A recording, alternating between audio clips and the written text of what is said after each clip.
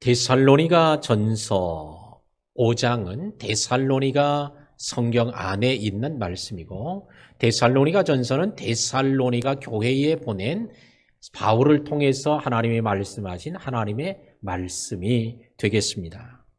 데살로니가 교회는 데살로니가라고 하는 도시에 세워진 교회였는데 사도 바울에 의해서 세워지게 됩니다. 데살로니가 교회는 마게도냐 제2의 행정 수도였고 또한 항구 도시이며 상업의 중심지였습니다. 그래서 데살로니가는 마게도냐 지역에서 아주 중요한 그런 지역이었습니다. 데살로니가 교회에 복음이 들어가 교회의 믿음의 공동체가 세워지고 난 이후에 믿음의 역사가 데살로니가 교회 안에 일어났고 또 사랑으로 수고하는 일도 많았고 소망으로 인내하는 것 때문에 아가야의 지방뿐만 아니라 소아시아의 이런 많은 곳에 오늘 소문이 널리 퍼졌던 교회, 이게 바로 데살로니가 교회였습니다.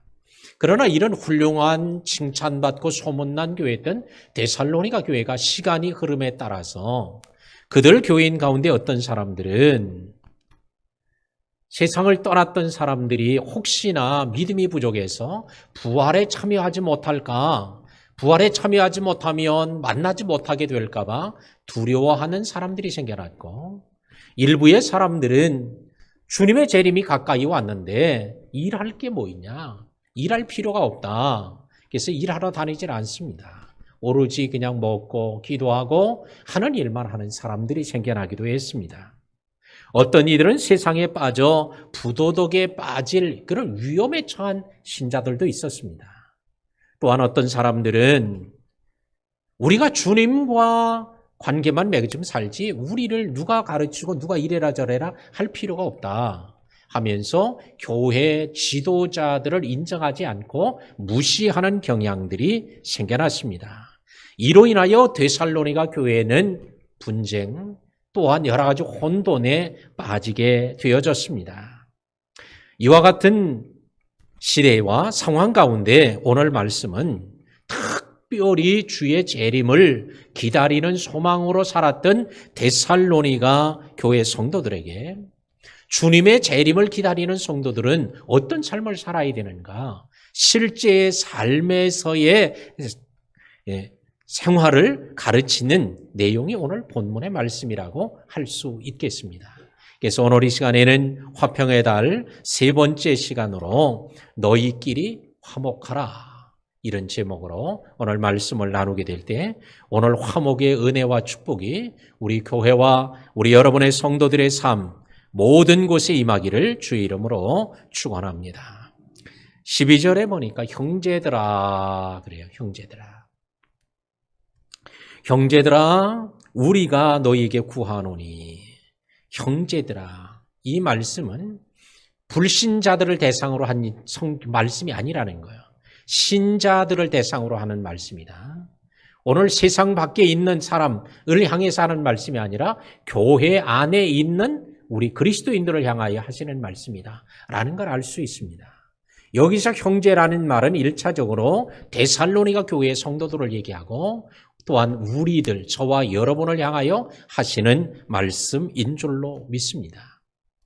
데살로니가 교회 성도들을 사도 바울은 형제들아 이렇게 부르고 있어요. 사도 바울은 자기도 예수님을 믿음으로 하나님의 자녀가 된 사람이고 데살로니가 교인들도 예수님을 믿음으로 하나님의 자녀가 되었기 때문에 그래서 하나님의 자녀인 바울이 하나님의 자녀인 데살로니가 교인에게 형제들아 이렇게 말한 것은 아주 당연한 것이었습니다. 사도라고 해도 예수님을 믿고 영접하고 거듭나야 하나님 자녀가 되고 데살로니가 교회 이방인들도 여전히 예수님을 믿어야 거듭나야 하나님 자녀가 된다는 사실을 말하고 있습니다. 초대교회 때도 예수님을 믿음으로 하나님 자녀가 되고 마지막 시대에 오늘 현대사회에서도 예수님을 믿음으로만 하나님의 자녀가 되는 줄로 믿습니다. 그냥 교회 온다고 해서 하나님 자녀 되는 게 아니고 부모가 믿어서 자식이 하나님 자녀 되는 것도 아니고, 아내가 믿어서 남편이 저절로 하나님 자녀 되는 것도 아니고, 자식이 잘 믿어서 그 부모가 하나님 자녀 되는 게 결단코 아니라, 사도 바울이 자기가 믿어서 하나님 자녀 되고 데살로니가 교인들이 믿어서 하나님 자녀 된 것처럼 이 시간에도 저와 여러분 모두가 개개인이 예수님을 믿고 영접하고 거듭남으로 하나님의 자녀가 되어주는 줄로 믿습니다. 오늘 이 시간에도 혹시나 나는 하나님의 자녀, 하나님의 아들이요 딸이라는 믿음이나 확신이 없는 사람 있다고 한다면 오늘 이 시간 예수님을 영접함으로 하나님의 자녀로 거듭나는 귀한 시간이 되기를 주의 이름으로 축원합니다. 오늘 사도 바울은 주의 재림을 고대하며 기다리고 있는 데살로니가 교회에 이런 여러 가지로 혼돈 가운데 있는 데살로니 교인들을 향해서 말합니다. 먼저 그들은 그들 가운데서 수고하고 다스리는 그들의 교회 지도자에 대한 가르침을 하고 있습니다. 너희는 교회 지도자들에 대해 이렇게 하라 라고 말씀을 합니다. 데살로니가 교인들 가운데에는 일부가 아주 극단적인 종말론, 극단적인 재림론에 빠져서 일할 필요가 없다, 이런 사람들이 생겨났습니다. 주님이 곧 오시는데 무슨 일할 필요가 있냐? 나가서 일할 필요도 없다, 배를 타고 나갈 필요도 없다, 직장에 갈 필요도 없다, 농사를 지을 필요도 없다, 다 할 필요가 없다는 거예요. 그래서 사도 바울은 그들을 향해서 일하기 싫어하거든 먹지도 말라 라는 말씀을 하실 정도였습니다. 그러면 일하기 싫어하고 일하지 않아야 된다고 하면, 주님이 오시면 금방 오신다고 한다면 그러면 먹지도 말고 금식하고 기다리는 게 오히려 마땅한 일일지 몰라요. 근데 또 금식은 안 해요. 오늘 이런 극단적인 사람들이 있어 왔습니다. 근데 이런 데살로니가 교회에만 이런 극단적인 사람이 있었느냐? 그게 아니라 기독교 2000년 역사를 통해 보면 이런 극단적인 사람들이 항상 또 끊임없이 이어져 왔다는 거예요. 우리 한국에서도 이런 극단적인 사람들로 인해서 아주 교회가 많이 어지럽혀졌던 일들도 상당히 여러 번 우리는 경험했습니다. 우리는 오늘 이와 같이 주님의 재림이 가까이 오면 진짜 아무것도 안 하고 기도만 하고 있다가 주님의 재림을 맞는 게 복이 있는 거야. 그런데 주님은 이렇게 말씀합니다.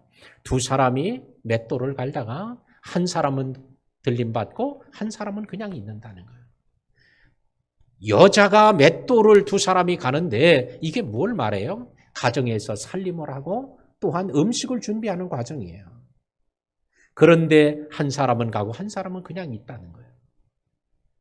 아니 그냥 가만히 앉아서 맷돌도 다 집어치우고 앉아서 있다가 주님 만나야지. 그런데 주님은 그렇게 하지 않고 두 사람이 맷돌을 갈다 하나는 들림받고 하나는 그냥 있을 거다. 두 사람이 잠을 자다가 한 사람은 가고 한 사람은 그냥 있을 거라는 거예요. 잠도 안 자고 지금 깨어서 버티고 있어야지. 근데 잠을 자는 거예요. 두 사람이 밭에서 일하다가 한 사람은 들림받아가고 한 사람은 그냥 있을 거라는 거예요. 밭에서 일하는 게 뭐예요? 농경사회였던 고대사회에서는 밭에서 일하는 건 오늘날 우리가 직장에 나가 일하는 거예요. 또한 농사를 짓는 사람은 농사를 짓는 거예요. 가축을 치는 사람은 가축을 하고 고기를 잡는 사람은 바다로 나가고 이게 전부 다 밭에서 일하는 거예요. 준비된 사람이냐 아니냐에 따라서 들림받고 버려짐을 당할 것이라고 말했지 가만히 있는다고 되는 일이 아니라는 거예요. 그런데 주님께서 이런 걸 미리 아시고 말씀하셨음에도 불구하고 데살로니가 교회 안에 아무 일도 하지 않고 주의 재림을 기다리는, 주의 재림에 대한 신앙이 너무나 투철해서 그렇다고 할 수 있지만 그런 투철한 것은 좋으나 그러나 그들의 삶은 잘못됐다는 거예요. 그래서 오늘 사도 바울을 통해서 데살로니가 교인들아 너희들은 어떻게 살아야 될 것이냐 라는 말씀을 하는데 그 중에 하나가 교회 지도자들에 대해서는 이렇게 하라 라고 한 걸 보면 교회 지도자들에 대한 관계가 바르지 못했음을 알 수 있습니다. 그러면서 말씀합니다. 오늘 12절에서 우리가 너희에게 구하노니 너희 가운데 수고하고 주 안에서 너희를 다스리며 권하는 자들을 너희가 알고, 이들이 누구요? 교회 지도자들. 얘기하는 거죠. 그들을 알아주어라. 그러고는 13절에 그들의 역사로 말미암아 사랑 안에서 가장 귀하게 여기라라고 말씀을 합니다. 데살로니가 교회에 교회 지도자들이 수고하는 걸 알아주어라. 여기서 수고하다는 단어는 일을 하고 나서 피곤한 상태를 말하는 단어예요. 누구든지 일을 열심히 하면 피곤해지잖아요. 너희 교회 지도자들이 너희를 위해서 이렇게 애를 쓰고 많이 해서 피곤해 있는 것 너희가 알아주어라. 그 얘기예요. 그들이 다스리고 있는 걸 알아주어라. 여기서 다스리다는 단어는 앞에라고 하는 단어와 서다는 단어가 붙어서 된 합성어입니다. 앞에 서 있는 사람이란 뜻이에요. 그러니까 교회 지도자들이 너희들 앞에 서서 너희들의 본보기가 되고 너희들을 앞서서 이끌어가는 그들을 너희가 알아주어야 된다. 얘기해요. 자, 교회 지도자들은 교회 앞에 서 있는 사람들이에요. 자, 앞에 서 있으면 뒤에 있는 사람이 그들을 보고 따라갑니다. 앞에 있는 사람이 잘못 가면 뒤에 있는 사람이 잘못 가게 돼요. 앞에 있는 사람이 소경이면 뒤에 있는 사람도 그들이 구덩이에 빠져도 알지 못하고 이끌어가는 거예요. 아프리카 세렝게티 그 국립공원에서 일어나는 일을 보면 그 영양이라고 하는 그 동물이 있는데 이 엄청나게 많죠. 수도 없이 많은데 이 영양은 풀을 뜯어먹는 초식 동물이에요. 그러니까 하루의 절반 이상을 거의 풀 뜯어먹는 데 시간을 보내요. 근데 풀을 뜯어먹다가도 풀만 뜯어먹으면 얼마나 편하겠어요. 맹수가 언제 오는지 그걸 늘상 보고 살아야 돼. 그래서 맹수가 나타났다 그러면 즉시 도망을 쳐야 돼. 그리고 또 멀리 떨어지면 또 풀을 뜯어먹고 이렇게 하죠. 근데 이 영양들이 풀을 뜯어먹고 살다 보니까 다른 영양이 와서 풀을 뜯어먹을까 봐 먼저 앞서가는 거예요. 뜯어먹다가도 누가 오면 또 앞에 가는 거예요. 왜? 자기가 뜯어먹을 풀이 새로운 풀이 적어질까 봐 그래서 앞에 가고. 그러면 뒤에 있는 거는 또 앞서가는 거예요. 왜? 또 풀을 좋은 걸 먼저 먹으려고. 그럼 앞에 가고 그러면 어떻게 돼요? 이제 막 뛰기 시작합니다. 더 앞으로 가려고. 근데 뒤에 있는 영양 무리들은 막 뛰어가니까 뭐가 맹수가 나타났는가 보다 생각을 하고는 좌우도 돌아보지 않고 뛰기 시작하는 거예요. 그러면 앞에 있는 것들은 또 뒤에 안 쳐지려고 더 뛰고 그냥 막 계속 뛰는 거예요. 그럼 나중에는 왜 뛰는지도 몰라. 그냥 막 뛰다가 낭떠러지 같은 데가 나타나면 멈추지를 못하는 거예요. 그래서 수천 마리 막 영양떼들이 그 떨어져서 죽은 사체들이 발견되는 거예요. 그래서 동물학자들이 연구해 보니까 맹수들에게 잡혀 먹는 영양보다 떨어져서 죽는 영양들이 훨씬 많다는 거예요. 앞에 가는 거가 바로 가지 않으면 뒤는 왜 가야 되는지도 모르고 그냥 앞에 가는 것만 보고 따라가다가 그런 일을 겪게 되는 거죠. 교회에서 앞에 서 있는 사람, 이게 교회 지도자들이에요. 교회에서 앞에 서 있는 사람, 목사들이고 전도사고 장로님들, 권사님, 안수집사님, 항존직들이에요. 앞에 서 있는 사람이에요. 그들을 보고 뒤에 있는 사람이 보고 따라가는 거예요. 코로나 때도 그들을 보고 이럴 때는 이렇게 사는 거로구나. 이렇게 믿음으로 사는구나. 이렇게 기도해야 되는구나. 이렇게 해야 되는 이걸 뒤에 있는 일반 성도들이 보고 가는 거예요. 근데 앞에 서 있는 사람이 잘 못하면 어떻게 돼요? 저렇게 하는 거로구나. 그럼 똑같이 하는 거야. 그러므로 교회 지도자들은 목사, 전도사뿐만 아니라 우리 항존직도 교회 지도자들이에요. 앞에 서 있는 사람들이에요. 오늘 우리 어려운 때에 우리 항존 직분자들, 우리 특별히 여러분들이 앞에 서 있는 분들이므로 여러분들을 보고 다른 사람들이 보고 따라간다는 걸 생각하고 여러분들이 본보기가 되는 다른 사람들에게 참으로 좋은 진짜 본보기로서 오늘 앞서가는 우리 성도들이 되기를 주의 이름으로 축복합니다. 그들을 알아주도록 얘기합니다. 그런데 어떻게 하라고 그래요? 알아주라. 그리고는 사랑 안에서 가장 귀히 여기라 라고 말씀을 합니다. 사랑 안에서라고 하는 뜻은 아가페 안에서라는 뜻이죠. 아가페는 거의 무조건적인 사랑이에요. 오늘 그들이 어떠하든지 그들은 관계없이 무조건적으로 사랑하며 오늘 그들을 가장 귀히 여기라고 말하고 있습니다. 가장이라는 단어는 최상급의 표현입니다. 그러므로 할 수 있는 대로 최고의 대우로 존중하라, 이런 뜻이 되겠습니다. 자, 오늘 이것이 바로 주님의 재림을 준비하는 데살로니가 교인들에게 주신 말씀이라는 거예요. 하나님과 화목해야지만, 하지만 또 교회에서 교회 지도자들과도 화목해야 이게 바로 하나님 앞에 갈 수 있는 복된 길임을, 주의 재림을 준비하는 길임을 오늘 말씀하고 있습니다. 자, 13절 하반절에 너희끼리 화목하라. 우리 한번 따라합시다. 너희끼리 화목하라. 여기서 너희끼리는 이게 누구예요? 데살로니가 교인들을 얘기해요. 데살로니가 교인들끼리 서로 화목해라 말씀을 하고 있습니다. 12절에 우리가 너희에게 구하노니 할 때는 아주 부드러운 어조로 말해요. 근데 너희끼리 화목하라 할 때는 명령형으로 얘기하고 있다는 거예요. 이건 아주 반드시 해야 될 일임을, 시급한 일임을, 재림을 준비하는 신앙으로 사는 데살로니가 교인들에게 꼭 있어야 될 것을 말하는 것입니다. 이 말씀은 데살로니가 교인뿐만 아니라 오늘날 우리 성도들에게도 해당되는 말씀으로 성도들끼리 뭐하라? 화목하라는 말씀입니다. 우리 다시 한번 하겠습니다. 너희끼리 화목해라. 할렐루야. 자, 데살로니가 교회가 어떤 교회였을까? 제가 한번 여러분에게 묻습니다. 데살로니가 교회는 화목한 교회였을까요? 화목하지 않은 교회였을까요?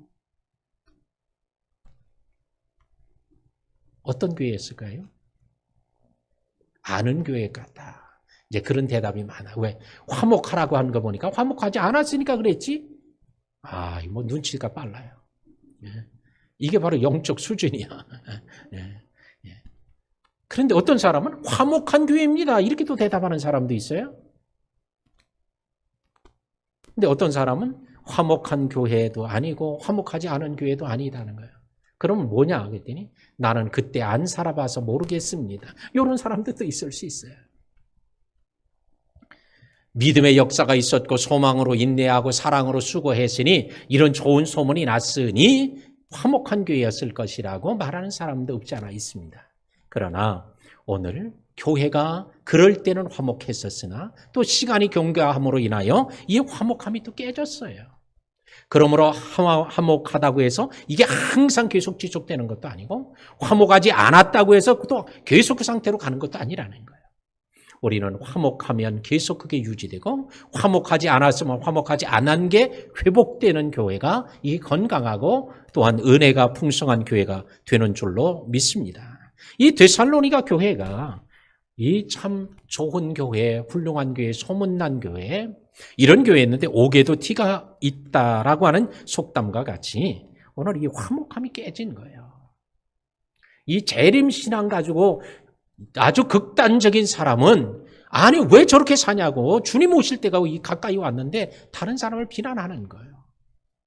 그러면서 아무것도 안 하면서 오히려 일하는 사람을 믿음 없는 사람이라고, 재림 준비가 안 된 사람이라고 막 공격하는 거예요. 그러니까 그 사람들은 또 뭐예요?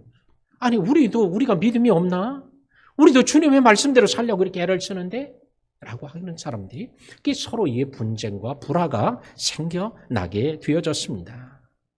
사도 바울은 그들을 향해서 너희끼리 화목을 해라.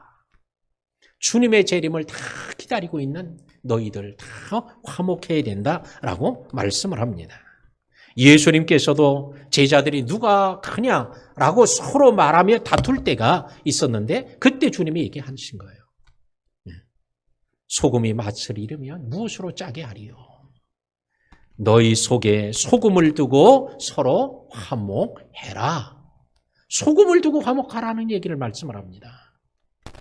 자, 소금을 두고 화목해라. 그러면 예수님이 진짜 소금을 한 보짝이 갖다가 한 주먹씩 나눠주면서 이 소금을 두고 화목하라 해서 제자들이 소금을 두고 화목했을까? 소금을 두고 화목하라는 것은 주님의 비유예요. 소금은 변하지 않는 거예요. 소금은 안 변하는 것처럼 화목하라는 것은 변하면 안 된다. 소금은 희생을 통하여 맛을 내는 거예요.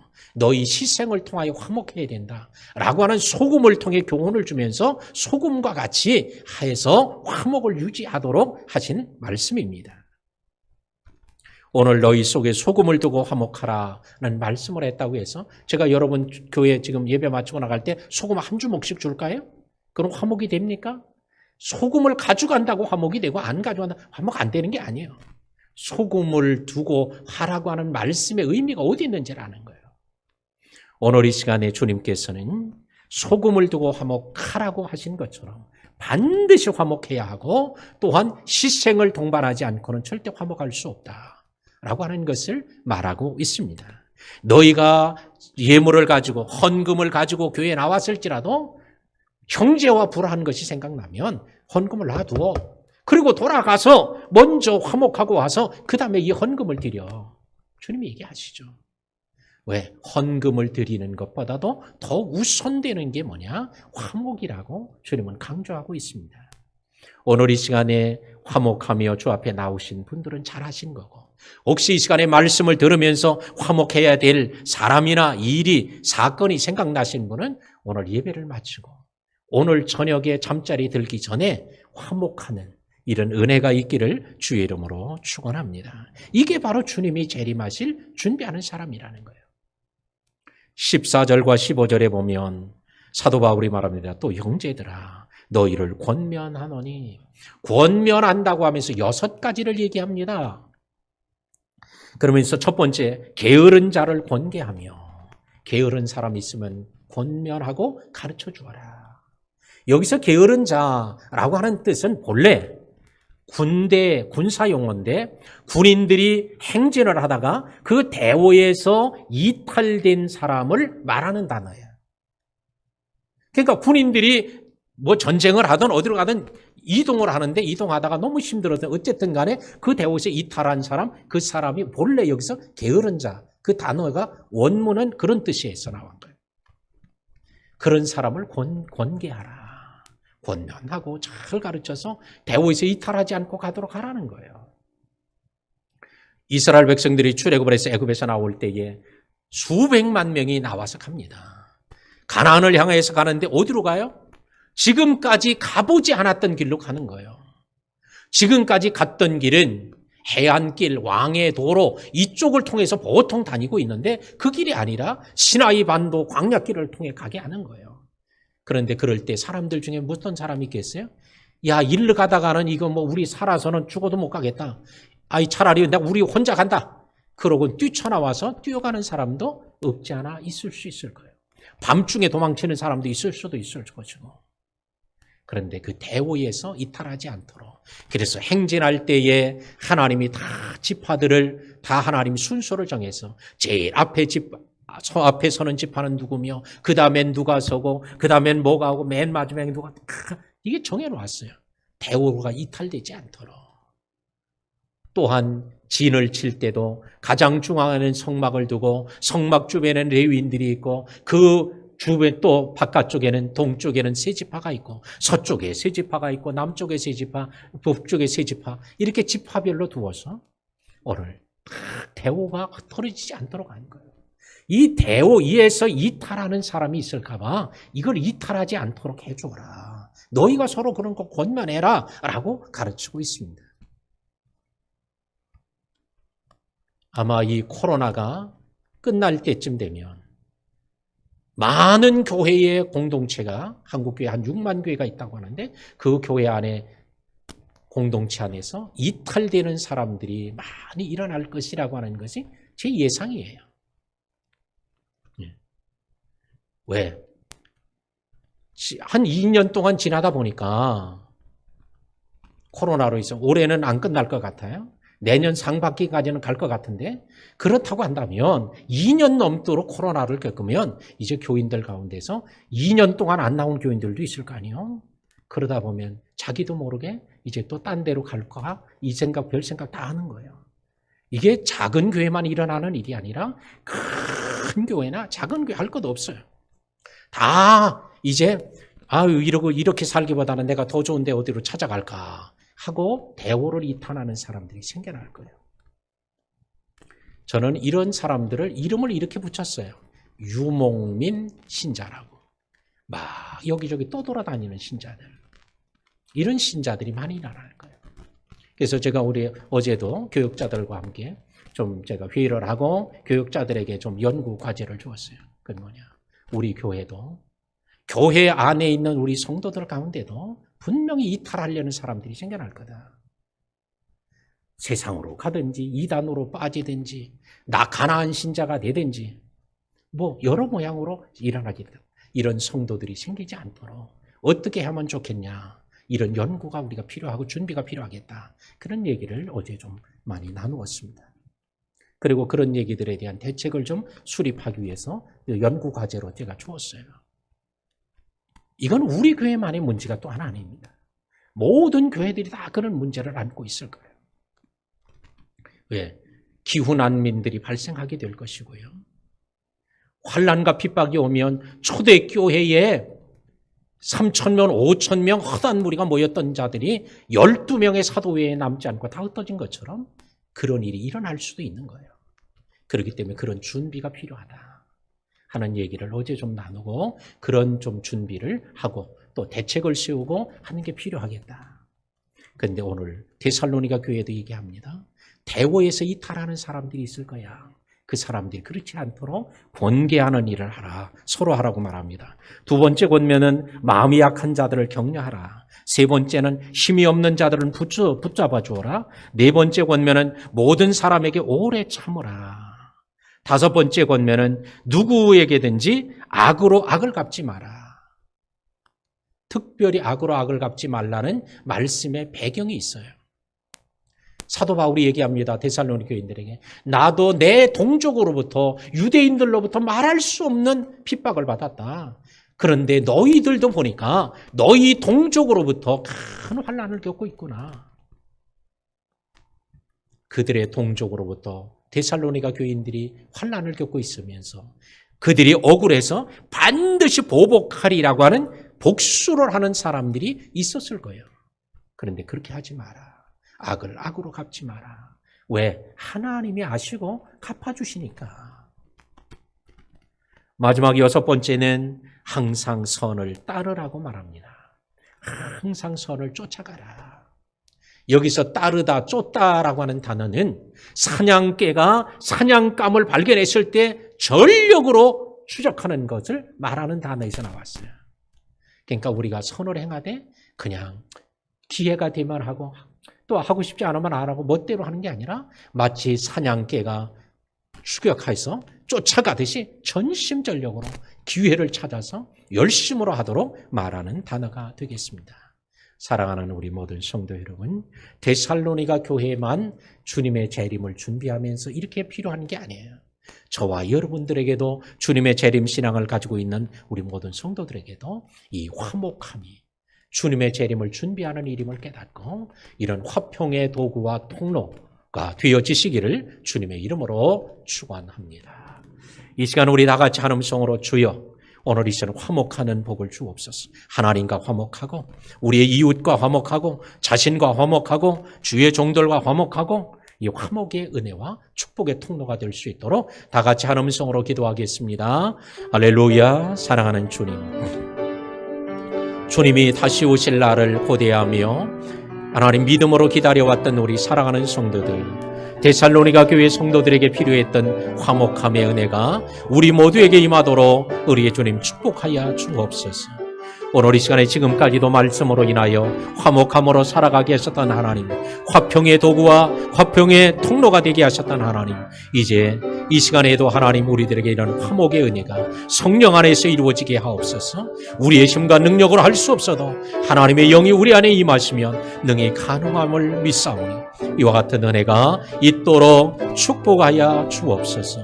성령님 친히 이 시간에 이 자리에 임하사 이런 화목의 큰 은총과 축복의 역사가 나타나게 하여 주시옵소서. 화목의 영으로 우리를 충만하게 하여 주시옵소서. 하나님의 나라가 임한 것을 주변의 많은 사람들이 보게 하옵소서. 화평의 역사가 곳곳에서 일어나도록 하나님 도와주시옵소서. 예수님의 이름으로 기도하옵나이다. 아멘.